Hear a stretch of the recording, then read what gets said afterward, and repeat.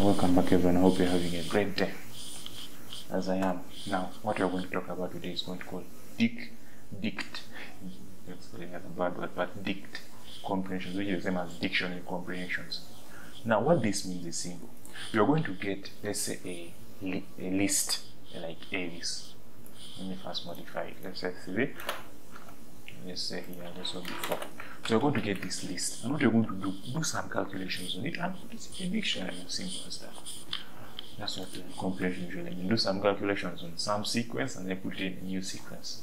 So now, what we're going to do here, we have that list of ours. So what we're going to do, we're going to print out a new dictionary. Print out a new dictionary. Print. Sorry, let's say print a new dictionary. Now, in this dictionary, what we're going to do is define how I want the dictionary to look. Let's say I want the key of the dictionary to be X, and I want the value of the dictionary to say, let's say, to be X divided by 2. So that's how I want the dictionary to look like. But where am I going to give its values of X of mine from?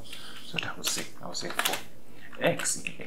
So meaning that I want to iterate through all the values of A and then do the same calculations here. So then I'll build and see what happens. So you can see that it has gone through all dividing them by 2 and setting the values.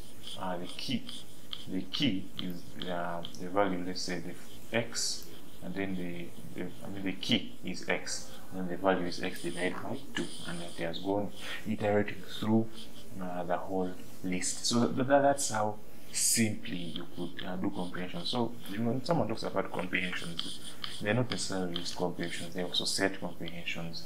They also then list comprehensions, dict comprehensions, set comprehensions. So that's what comprehensions are generally.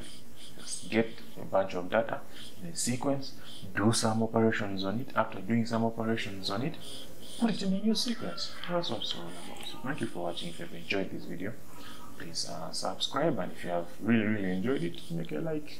Thank you for your time.